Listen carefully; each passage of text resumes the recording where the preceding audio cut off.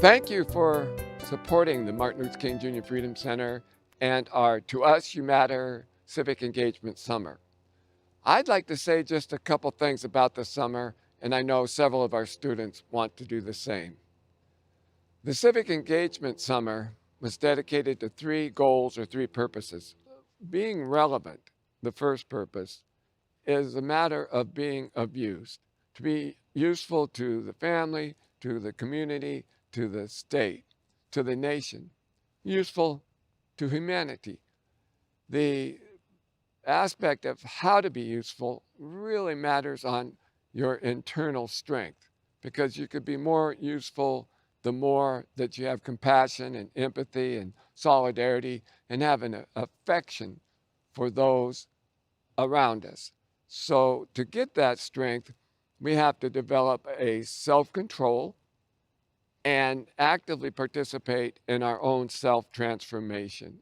That's the second purpose. You can see how they're related. Being relevant requires us to be transformed nonconformists, to have our nobler side in charge of our whole being.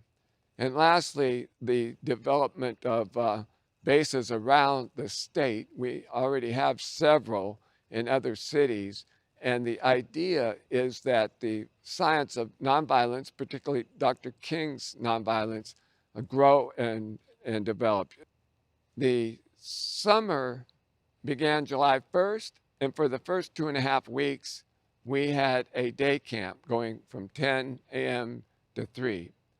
We practiced extreme health standards due to COVID.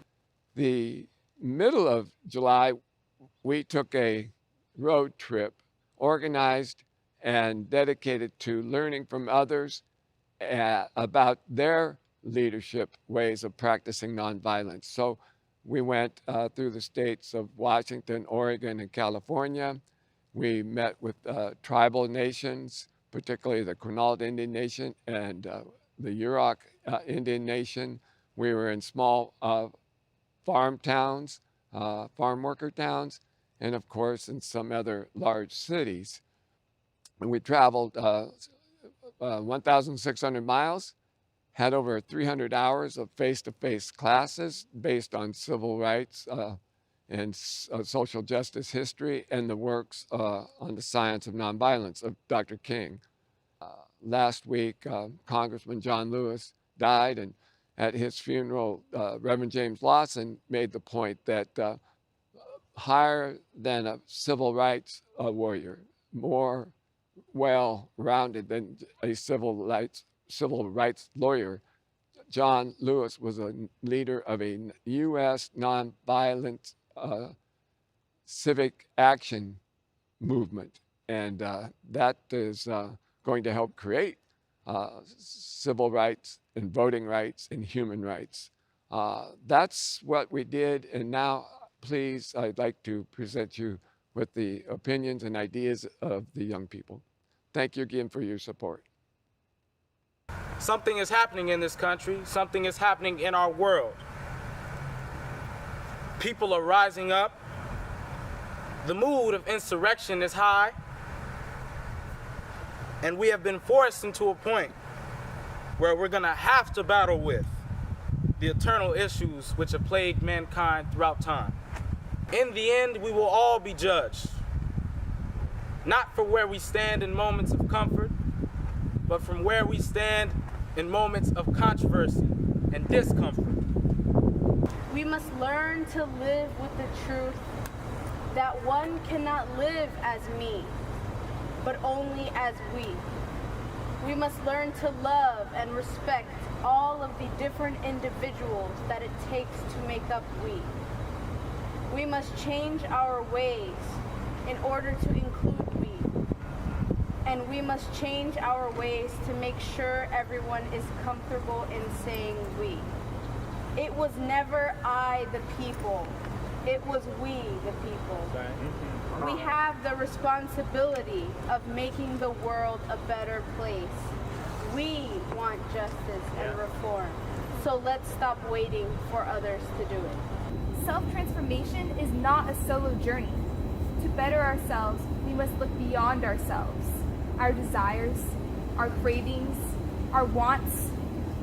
To better ourselves, we must realize the eternal truth that we do not walk our path alone. Our betterment relies on our willingness to uplift others, observe the ripples of our actions, use those ripples for justice, for peace, join other ripples in our ocean to create a wave, a true movement for enriching every life beyond our own. Explain coaching. What is coaching? Yeah, so coaching is basically, coming from a place of love. Coaching is love. And it's telling someone, when they can speak up, telling someone how to change, the way that they express their emotions, or changing the way that they study or present themselves. And it's slow, it's gradual. It's part of that conduct change that King was talking about, because he mentions the 3 C's. You have your conduct, you have your character, and you have your consciousness. So as long as you can work on your conduct, and that's when you're coached, you can expand your character and work to have a higher consciousness. I agree. W.E.B. Du Bois says that criticism is the safeguard of democracy. And we must criticize those in power. And even in our founding documents, we say that, if these things are not the way we wish them to be, we have the right, we actually have the duty to change them. Be quick to speak up when there is silence, because silence is deadly. We must speak up about the things that matter, because when we don't, we no longer have our spiritual power. We are selfish when we don't speak up, because those words are powerful enough to save people and make changes. You may have fear of your own voice, but do not expect people to hear your anger and frustration if they have nothing to listen to. You may believe in societal stereotypes that take away your ability to take action, but do not expect the world to change. We live in a society that has it backwards. We believe that the world would change by itself over time, leaving the world and ourselves stagnant. We cannot wait for something to happen by itself, but we must work hard toward that change. A man who fought for the idea of a beloved community has passed away, but his words, his actions, his legacy is still here, flowing around the bodies of the ones still fighting, flowing into our minds, pushing and pulling our feet as we decide which step to take in the next level of the lifelong struggle. We tell ourselves to remember who came before us, to remember the sacrifices they made to get us where we are now. And it doesn't stop there.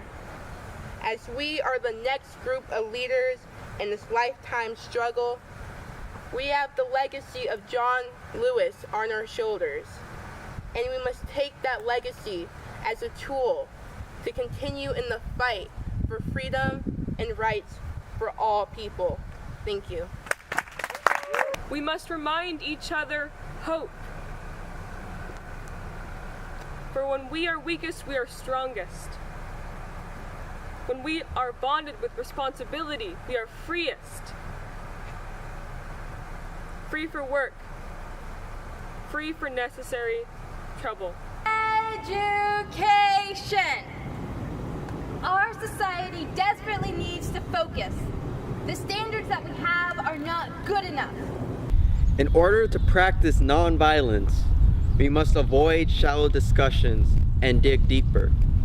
If we engage more in meaningful discussions, we are able to find how to develop our character.